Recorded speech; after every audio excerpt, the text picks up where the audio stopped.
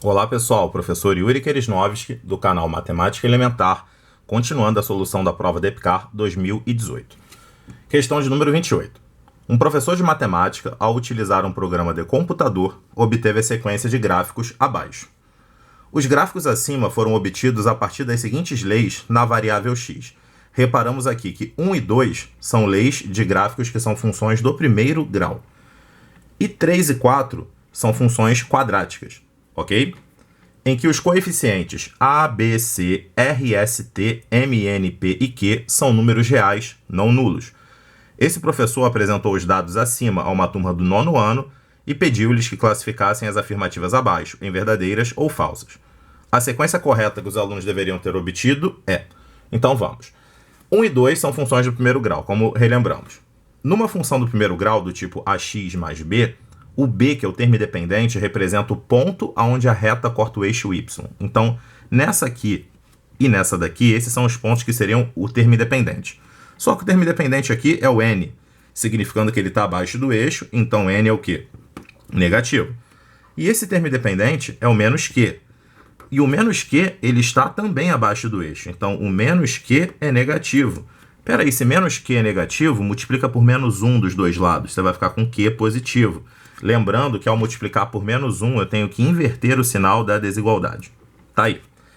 M e n. M e menos p. Como que eu vou analisar? A função do primeiro grau tem o termo independente e tem o termo do primeiro grau. O termo do primeiro grau é chamado coeficiente angular.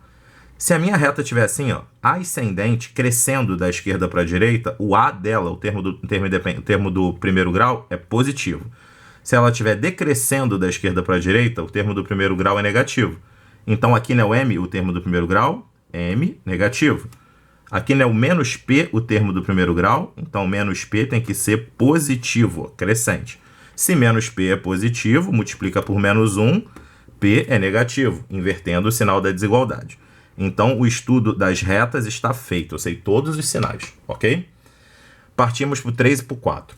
Numa função de segundo grau, uma parábola, a concavidade voltada para baixo significa que o termo do segundo grau é negativo. Então, olha só. Aqui eu teria o a menor que zero e aqui eu teria o menos r menor que zero.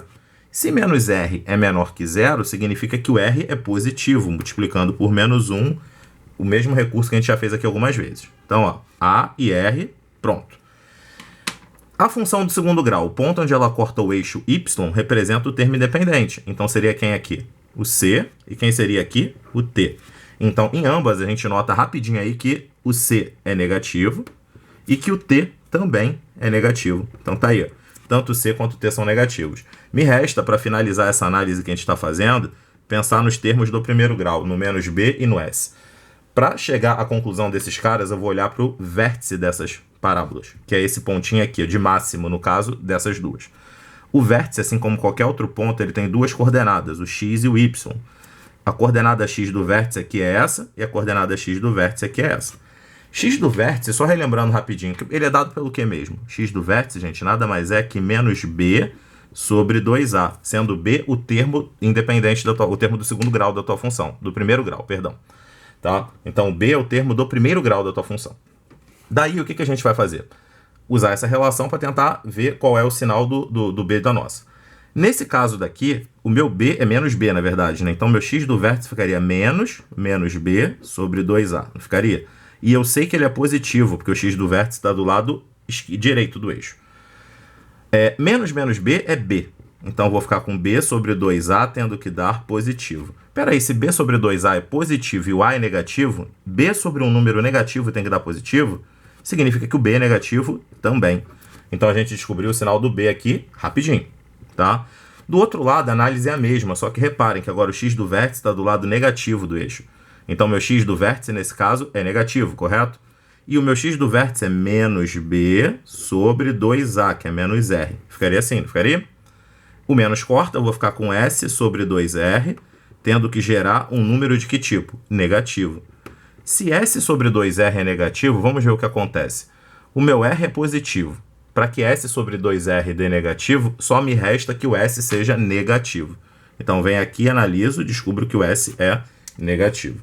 Com isso, nós temos o sinal de todo mundo aí, feitinho, tá? Basta partir para as alternativas. MNBC é positivo? Ó, negativo, negativo, negativo e negativo. É o produto de 4 caras negativos isso aqui. Pô, cada par de negativo não dá positivo, então isso aqui já teria que dar o quê? Positivo. Então, ele é positivo, verdadeiro. Se a primeira afirmativa é verdadeira, não é A, não é B e não é D. Pô, na hora da prova, acabou, marcaria C. Vou continuar por um pequeno detalhe, que vocês já vão saber, tá? Dando continuidade aqui, eu venho PQ sobre ATS. O que é PQ? Vamos lá. O P é negativo e o Q é positivo. Então, positivo com negativo deu negativo em cima. ATS, vamos lá. A, T e S. O A é negativo, o T é negativo e o S é negativo. Menos, menos, menos vai dar menos. Menos sobre menos dá mais. PQ sobre ATS é negativo? Falso, né? Porque na verdade deu positivo. Então, por enquanto, ó, nada problemático, verdadeiro e falso. S ao quadrado mais 4RT é positivo? Eu vou reescrever esse S ao quadrado mais 4RT como S ao quadrado menos 4 vezes menos R vezes T, ok? Ficou assim. Desse contexto, eu vejo que isso aqui, na verdade, voltando nessa equação, é B ao quadrado menos 4AC. Isso é o delta.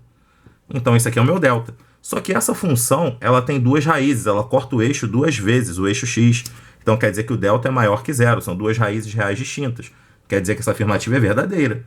Então, a sequência correta é verdadeiro, falso, verdadeiro. Mas, pô, peraí, não tem isso aqui. Deveria ser verdadeiro, não deveria? Por esse motivo, essa questão no dia da prova foi anulada, ok? Fiz até o final, fiz questão de colocá-la no canal, porque era uma questão interessantíssima. Foi um mole que a banca deu de errar esse último termo, mas é uma revisão importante para a prova dos sinais das funções do primeiro e segundo grau. Espero que tenham gostado, que compartilhem, que curtam e que voltem sempre ao nosso canal.